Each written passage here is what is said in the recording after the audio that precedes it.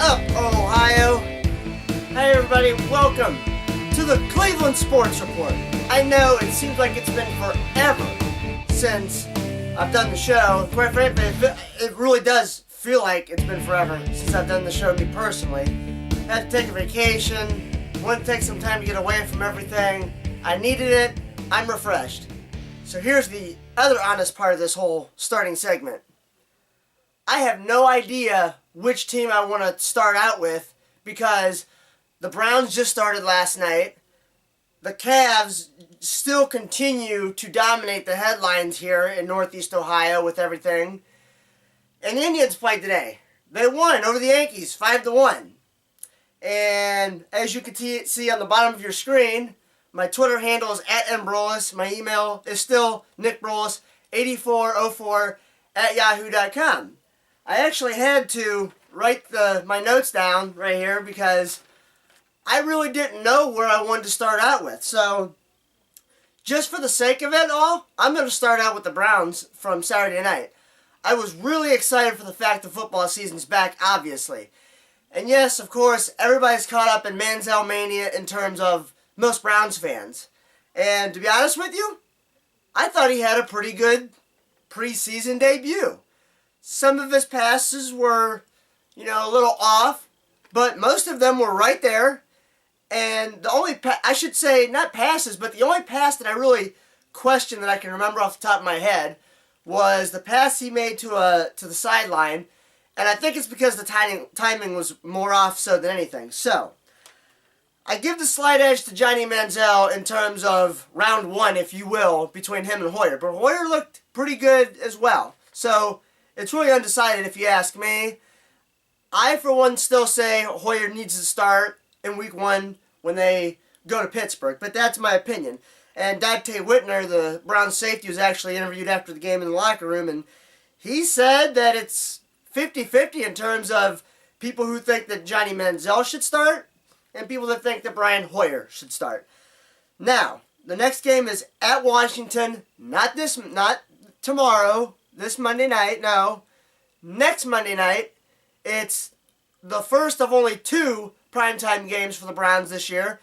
I do expect, and this is without reading any reports or, hearing anything or anything like that, which obviously I have heard it, but even if I just didn't know anything about that, I do think that Johnny Manziel will start this Monday in Washington. Now, the Browns did lose, as I told you, 12-13, and the final drive, I know it's only preseason, I don't really care about the wins and losses, but there's really one penalty that they're enforcing this year that really got on my nerves. It's the defensive back's holding that the referees were calling. I think the Browns got called 3 or 4 times in a row on this. Now here's my problem. I can't see the whole play, obviously, just off of the TV because they only give you so much of the screen. And this is why I like to go to the game so I can see everything that's going on. Well, here's my problem. If the Browns players were actually holding and impeding the Lions receivers from their progress, absolutely you throw the flag. But from what I've seen, if it's really just kind of the whole touchy-feely type thing that defensive backs do, just to kind of, be able to keep their eye on the quarterback while having a rough idea as to where the receivers are going, this is going to be a very long season. I, for one, say you let them play. You can technically call holding on every play in football, literally every play. And I say you let them play. It's like, again, it's one thing if you're really that badly slowing down the progress of the receiver, but to call it 3 or 4 times in a row, and my other thing is that you're going to actually call that many times, and you're telling me that the secondary Detroit didn't do it one time, because I really don't recall them calling that penalty on the defensive backs for Detroit one time during the game. Maybe once or twice, if that. But I don't know. That's just my opinion. I think it's a stupid rule, and I think you gotta let the players play. Again, if they're really doing it that bad, that's one thing. So that's my opinion with that. Now, here is the most sensitive topic that I have run into with everybody that I talked to about it. And I'm honestly surprised that I've gotten so many mixed emotions and reviews on this whole situation. I'm talking about the pending trade between the Cavs and the Timberwolves. I've got some people saying if you got the chance to go after Kevin Love, you do it now if you're Cleveland. You sacrifice the future to win a championship now. Then I've got other people that are saying it's a stupid idea. You should not trade Andrew Wiggins. You can't mortgage the future like this. Da-da-da-da-da-da. So, here's my opinion. And I'm going to disagree with some of you on this, and that's fine. This is why I do this. And, that I love it. I have been an absolute diehard Cleveland sports fan for the longest time. But I know that there have been so many fans that have followed all three of these teams that have not seen a championship since 1964. What I'm saying is this. I agree that Andrew Wiggins is going to be a phenomenal talent. I agree that Anthony Bennett is eventually going to turn the corner, so to speak, and he is going to be a good player. But here's where I stand. I want a championship before I die.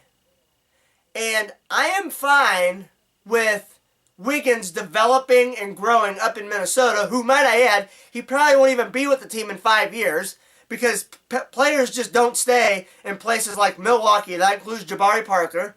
And they don't stay in Milwaukee or Minnesota. I'm surprised they even have basketball franchises, to be honest with you.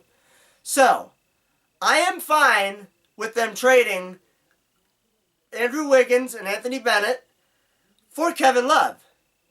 And when that trade does officially be announced, if you will, on August the 23rd, barring an NBA veto, which I've been also hearing there's a small chance that they might do that, I realize that we might be suffering from this trade 7-8 years from now. But I tell you what, again, if they give me one championship out of this trade, it's worth it. It's worth it. Now, the other part of all this is that I have the East as a two-team race. I have it between the Bulls and the Cavs. Now, I have talked to quite a few people. Some people say that they think that the Cavs making all these moves to sign these older veteran free agents, it's a stupid idea. I have other people saying they're doing great. They're doing smart moves. They're doing just what Miami did 4 years ago. If the Cavaliers can maintain health, then they have a shot, a very good shot, of going all the way to the finals and representing the East. They really do, in my opinion. Because you have added, granted they're a little older, but again, they're doing the same thing Miami did 4 years ago. They've added a shooter in Mike Miller. Hopefully they can get Ray Allen, who, in my opinion, I know he can't defend. I realize that. And if I have my choice between him and Shawn Marion, I'm going to take Shawn Marion because Shawn Marion can still defend. So, either way, the Cavs have gone out and they have got shooters. They've got James Jones and they've got Mike Miller. Again, it's all about the health. So, and I agree, Dion Waiters has not proven that he's a good perimeter shooter, but he's a slasher. Now, let's all keep this in mind. Defense is the name of the game, so to speak. You've got your number one player on your team, LeBron James, who has been such a great defensive player for, I'd say, 5-6 years now. If you've got him preaching and telling the guys on the team, you've got to play defense better than what you're playing, it's going to become contagious. It's going to become the thing that everybody, oh, well, look, LeBron's doing it, I got to do this if I want to be on the floor with him. Then you bring in Kyrie Irving. He cannot miss any more than 10 games, and he will get injured. I'd put money on that. He will get hurt. So we're a little thin at the point guard situation because Matthew Dellavedova is the backup point guard. But if you think about it, he's actually a better assist person than what Kyrie Irving is. But that's my opinion. I'm okay with the Cavs trading for Kevin Love. And again, if they get even just one championship out of it, that's fine. But I don't think that's just what they'll get. because LeBron is bound and determined to win more than just one championship here in Cleveland. So, that's my opinion with that. Feel free. Those of you that have my phone number, I'm not giving it out. And those of you that follow me on Twitter, which none of you really do because I haven't got a follow from any of you, and email me. None of you have emailed me, but those are your ways to get a hold of me and let me know if you agree or disagree with me. And I don't care. I really don't care if you agree or disagree with me. That's my opinion.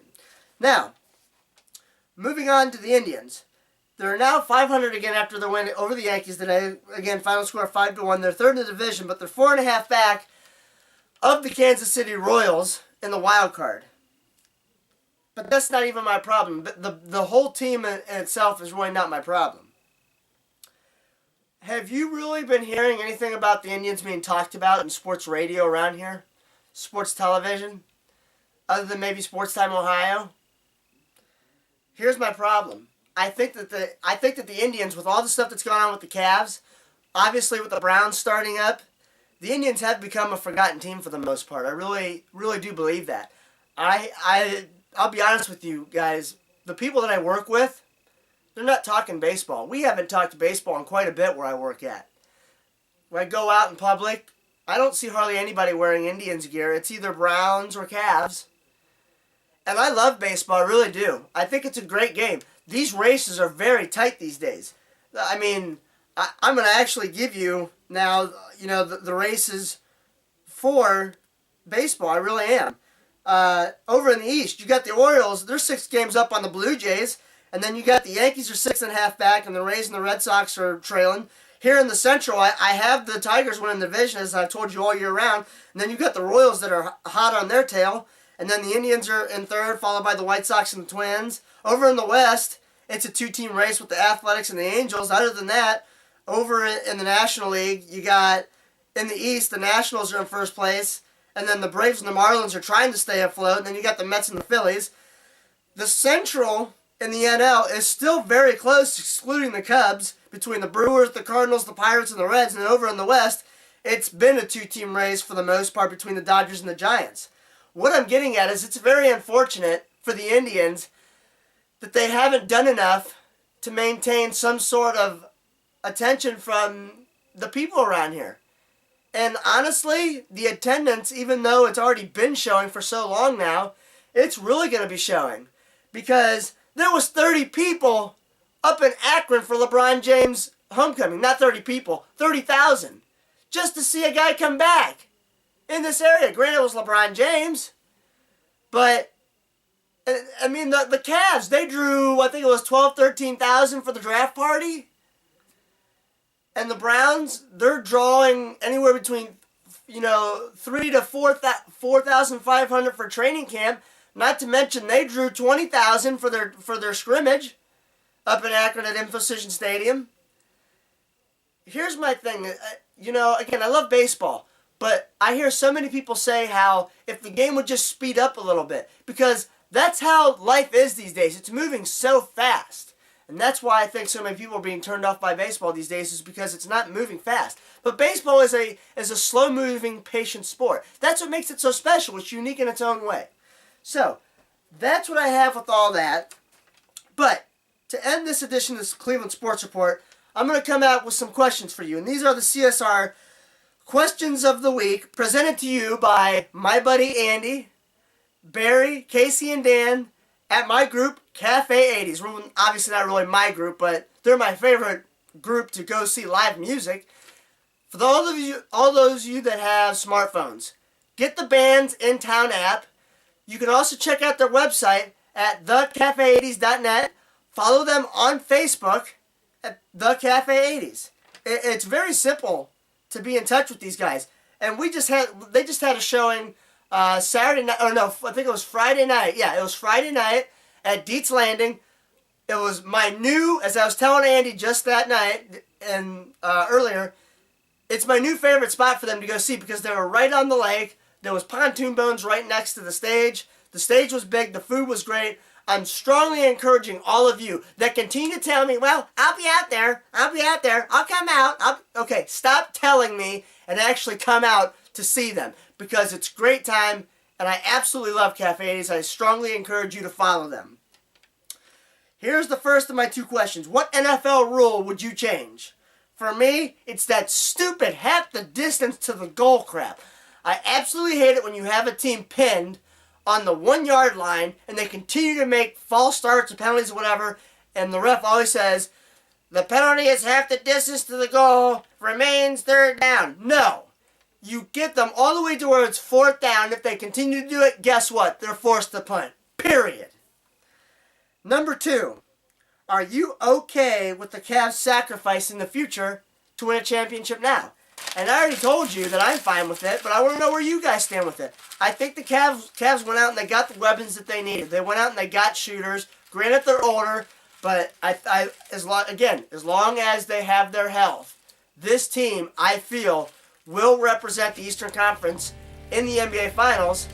And that's when it gets a little tricky because San Antonio is not as old as what some of you may think. They have their new generation of players in there, and they are experienced in the NBA Finals. So, I want to thank all of you that have hung in here with me for this long edition of the Cleveland Sports Report. My name is Nick Rowland.